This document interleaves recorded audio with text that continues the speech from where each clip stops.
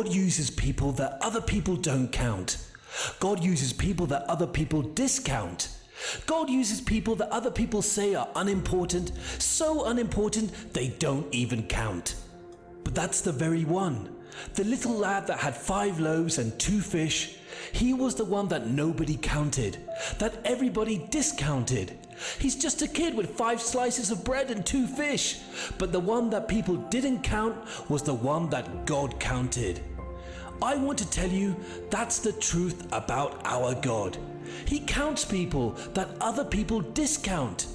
People may look at you as unimportant, may write you off as unimportant, but God says, I count people that other people don't count. What do you have? When you recognize what you have, I can multiply it. And always remember that I count people that other people don't see anything worth counting in.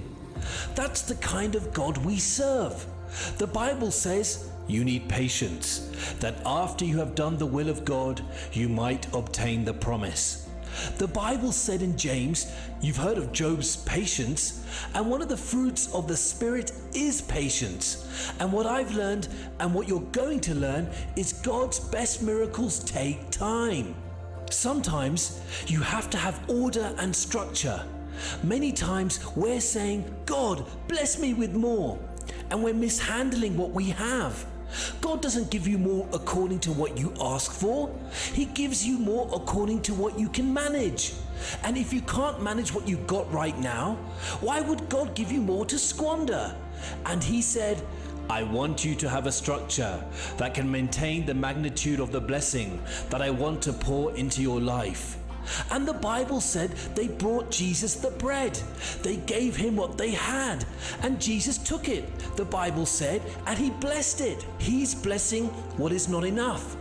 He's blessing 5 loaves of bread and 2 fish.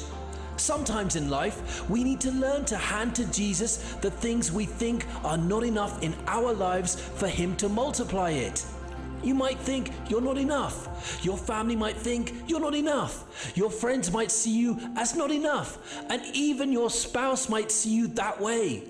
But remember, we serve a God who can turn not enough into more than enough. If he can feed 5,000 men, he can also give you more than enough. The few loaves of bread is obviously not enough to feed 5,000 men, plus the women, plus the children. It's not enough, but he's giving thanks for what is not enough. When you learn to be grateful, even when you have is not enough, then God can begin to multiply not enough into more than enough. Until you can be thankful for something that is not enough, you cannot be multiplied into more than enough. You'll never see the multiplication as long as you're ungrateful. But when you become thankful for what he has given you, as little as it is, little is much when God is in it. I wish somebody would just right now say, Lord, I'm thankful. I don't have everything I wish I had, but I'm thankful for what I've got. That's when the miracle starts. And the Bible said that when he took it and he blessed it, gave thanks for it, blessed it, that he had the correct inventory. 2 fish, 5 loaves. Nothing had multiplied. Nothing had increased. It wasn't until he did something. The Bible said he then took the bread. After he blessed it, he broke it. And when he broke it and started handing it to the disciples to distribute, as he broke it, he began to lose count. The blessing is in the breaking. It wasn't until it was broken that it began to multiply. That which refuses to be broken refuses to be blessed. It is in the break points of life that produces the blessings of life. Some of the most blessed people that you will ever meet have gone through something that broke them before they got to the blessing. Because it's the blessing is hidden in the broken. The more that he broke it, the more it multiplied. The more he broke it, that's when it would multiply. He would break it and break it and break it, and it would multiply. Every time he broke it, it multiplied in his hands. Now, that's a spiritual law, that if God allows you to go through breaking, it is not to destroy you, it is to bless you, because the breaking is what brings the blessing. I want to ask you a question. Have you thanked the Lord for every time He broke you? Every time He snapped you? Every time He put you through a season of brokenness? He wasn't killing you, He was blessing you. Every time He was breaking you, every time you were rejected, every time you were alienated, every time you were disappointed, every time you were cursed, every time you were told no, every time your heart was broken, broken homes, broken hearts, broken families, broken hopes. The greatest blessings come out of the hardest breakpoints. And that's why we don't get discouraged. We understand, if God's allowing me to go through a plan that I never dreamed would happen, I thought it would be a straight shot to success and the goodness of God, but instead I'm walking through a season of brokenness like I never dreamed I would be. Good. That's a sign God is on your case.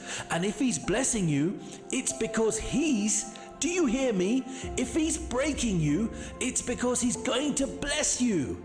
The very thing you're cursing is the very thing God's going to use to multiply and bless your life. He fed the multitude through the breaking process.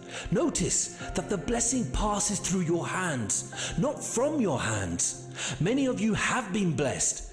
I've come to remind you that the blessings that you're experiencing do not come from your hands. They come from Jesus' hands. They come through your hands. And don't ever get it mixed up. Be careful to give God the praise and the glory, because any blessings that you are participating in is not your doing. It came from the hand of Jesus and is flowing through your hand. You need to learn to eat God's blessing, even if He brings it through somebody else's hand. He'll even feed you and bless you sometimes through people who don't even like you, through the enemy's hands. Prepare a table before you in the presence of your enemies. Sometimes they will not even know that what they're doing to you now, God will use it to bless you tremendously. I'm telling you today that if you're going through a storm, you're in that storm by divine instructions. And God does not intend for you to go down. He intends for you to receive something in the storm. There was a lot of people. The multitude were burping on blessings. They had just eaten fish and chips and they were happy. And the disciples wanted to stay there. But Jesus was about to show 12 of them what they would never see on the shore. Some of you are about to see things in the storm that other people burping on the blessings on the land never get to see. When God allows you to go through a storm, it's not to destroy you. It's to show you who He is on another dimension and level that you've never seen Him move before. Let me give you a news flash. You didn't have nothing when God found you.